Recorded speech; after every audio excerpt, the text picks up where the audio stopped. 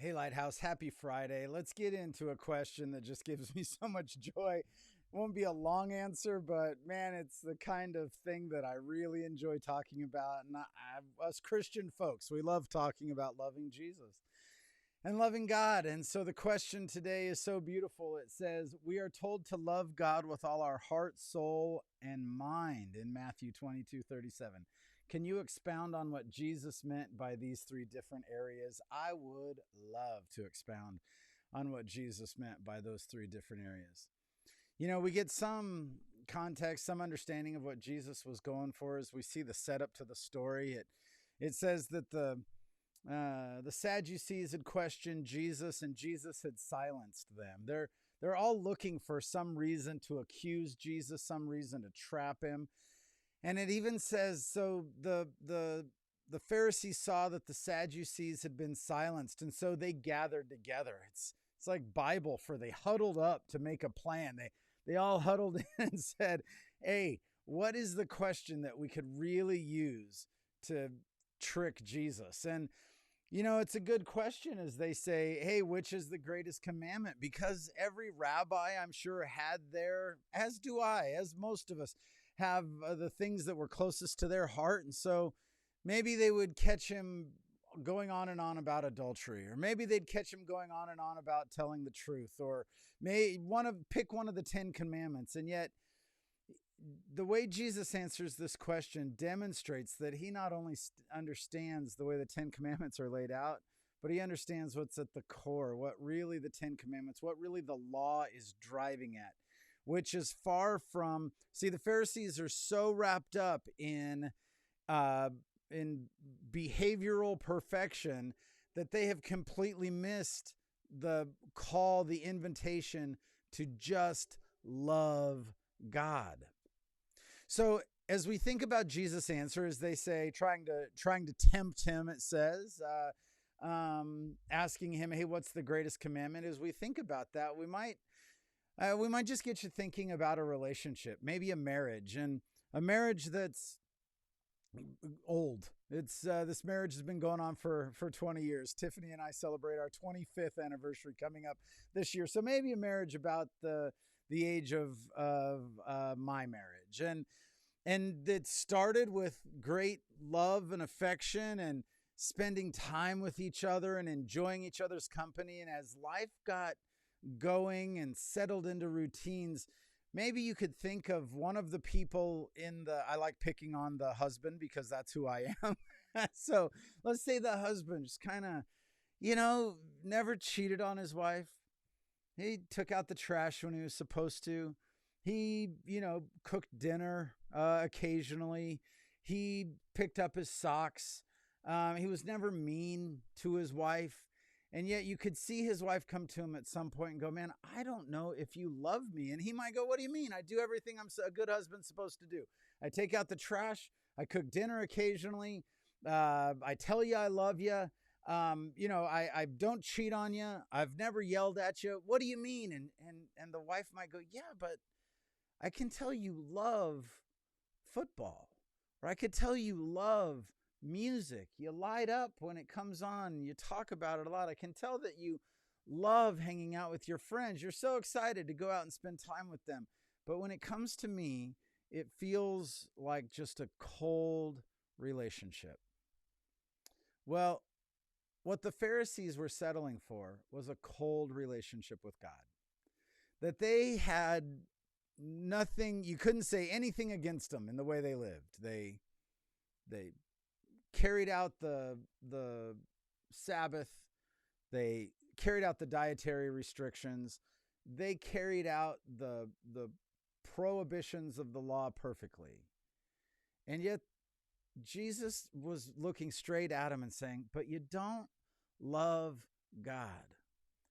And cold religion and love are just not the same thing.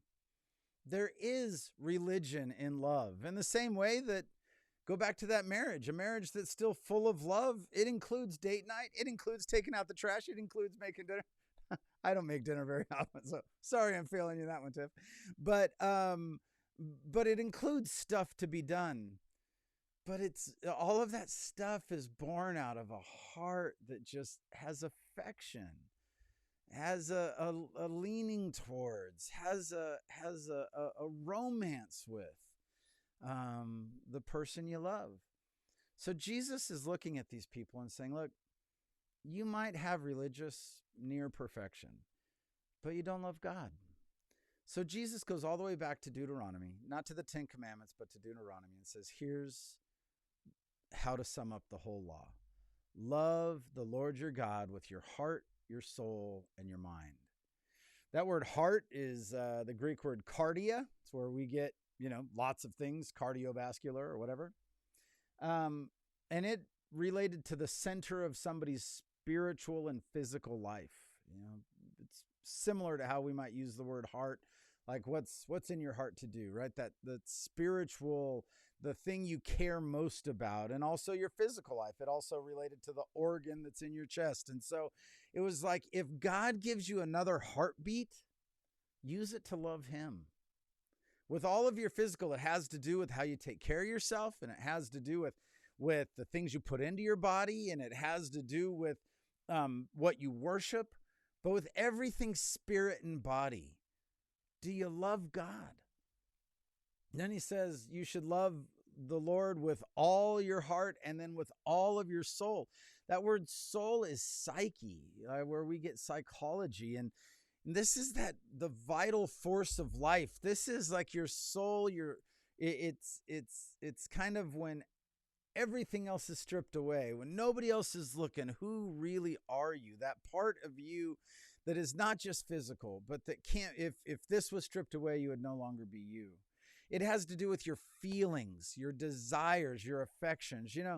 Some people are shooting for moral perfection. They don't even have affection for God. So they want perfection before God, but they don't like him. They don't love him. They're not grateful to him.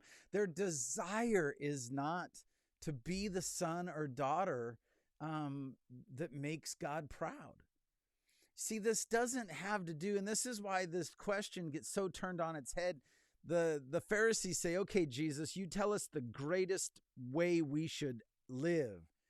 And he says, let me tell you how you're supposed to be. Do you just have affection for God? Is your psyche pointed at him, your soul? And then lastly, dianoia is mind, the faculty of understanding, of thinking, but also of feeling. It has that little flavor in there too. So he says, look, not just with your emotional center, not just with your spiritual center, but with your mind as well. And I think this is where so many good, well-meaning Christians fall short, is that we're happy with a devotional book that has a verse and then, some pastoral little writing.